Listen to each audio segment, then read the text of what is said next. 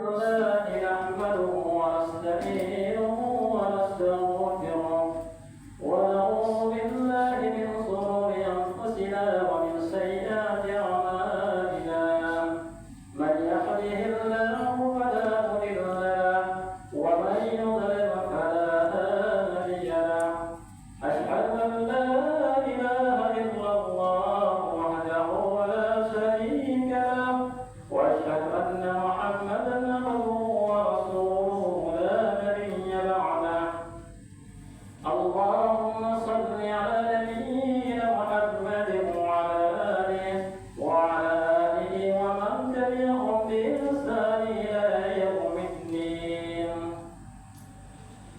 اللهم علمنا ما ينفعنا وانفعنا بما علمتنا وزدنا علما وعلم حقا وارزقنا اتباعه وأن الباطل باطلا وارزقنا اجتنابه أما بعد Masyarakat muslimin jamaah sholat Jumat yang semoga selalu dirahmati oleh Allah Subhanahu wa taala.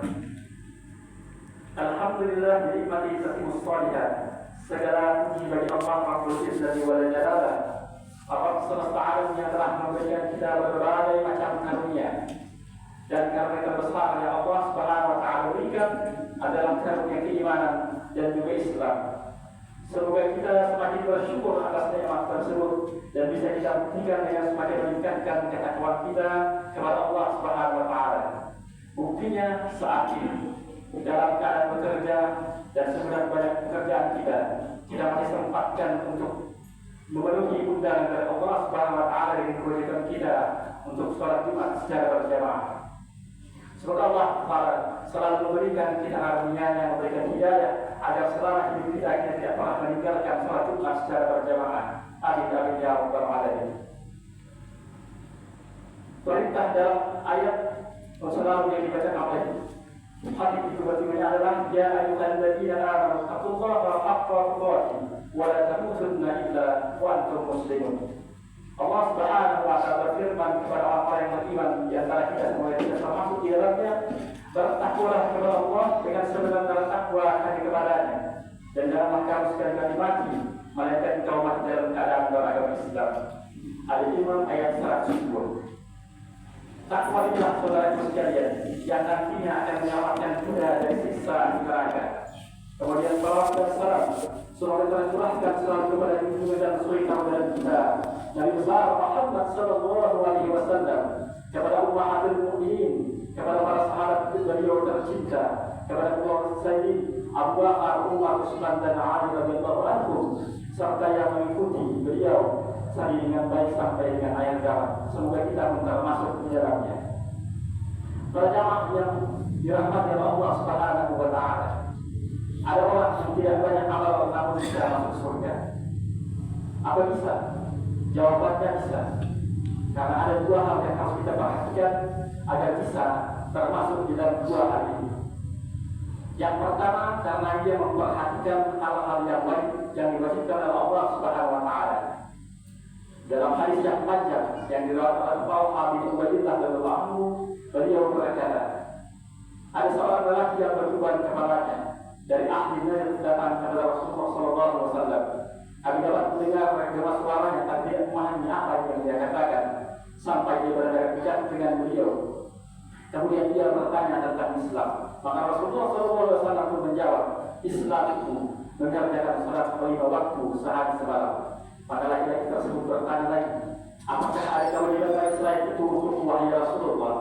Maka beliau pun menjawab, tidak, kecuali engkau ingin menambah dengan yang sunnah. Kemudian Rasulullah, laki-laki tersebut kemudian bertanya lagi, apakah ada kewajiban lain yang lain untukku ya Rasulullah? Ada, yaitu engkau membayar zakat. Kemudian laki-laki bertanya, apakah ada kewajiban lain selain zakat itu? Tidak, jika engkau ingin menambahnya dengan sunnah, yaitu sedekah. Maka lalu laki-laki tersebut pun berbalik lalu berkata kepada Rasulullah, demi Allah, aku tidak akan menambah dan juga tidak mengurangi sedikit pun dari yang engkau berikan ya Rasulullah. Maka Rasulullah SAW pun berkata, beruntunglah orang tersebut jika dia jujur dengan perkataannya. Hadis riwayat Al-Bukhari nomor 46 dan hadis Muslim nomor 11. Masalah sini rahimani rahimahullah. Kemudian dalam hadis yang lain disebutkan pula ada seorang Arab yang datang kepada Rasulullah SAW. Lalu dia berkata, wahai Rasulullah, tunjukkanlah kepada aku amal yang jika aku lakukan amal tersebut maka aku dapat masuk surga.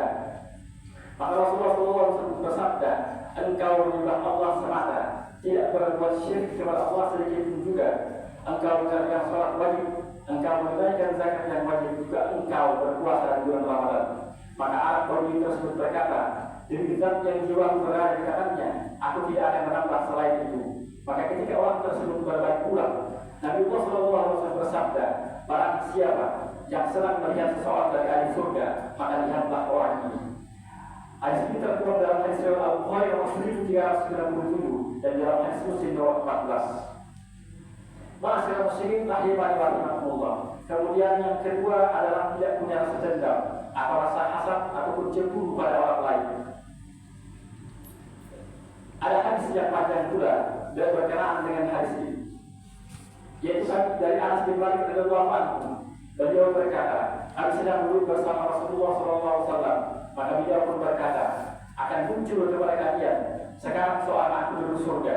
Maka muncullah dari kaum Ansar, jenggotnya masih basah terkena air wudu, sambil menggantungkan kedua sendal di tangan kirinya.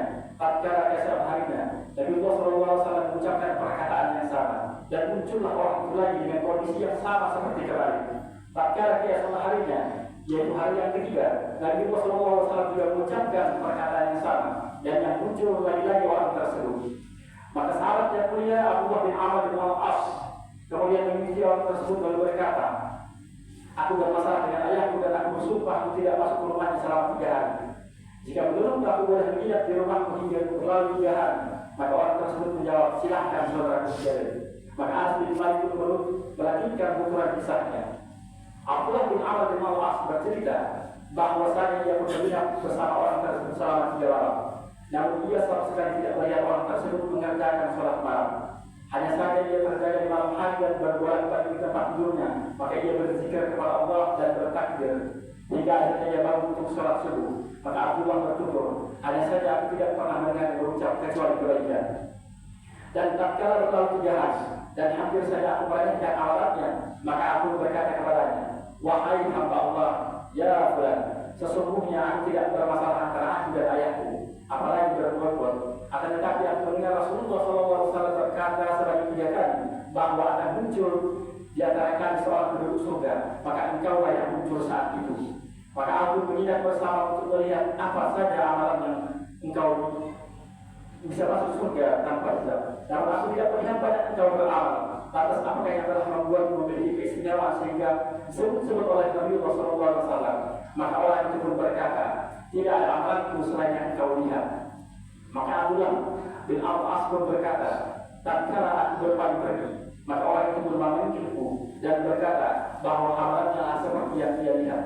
Hanya saja ia tidak memiliki perasaan dendam dalam hati kepada seorang muslim pun, dan tidak pernah hasad kepada seorang pun atas kebaikan yang Allah Ta'ala berikan kepada yang lain. Maka Abdullah bin Al-As berkata, inilah amalan yang mengantarkan engkau menjadi penduduk surga, saudara, dan inilah yang tidak akan mampu untuk memilikinya.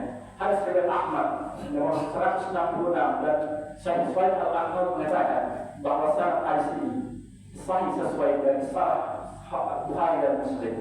Demikian saudaraku khutbah pertama ini. Aku likau dihadza wa astaghfirullah wa lakum wa lisa'il muslimin min kulli dhanbin fastaghfiruhu innahu huwal ghafurur rahim.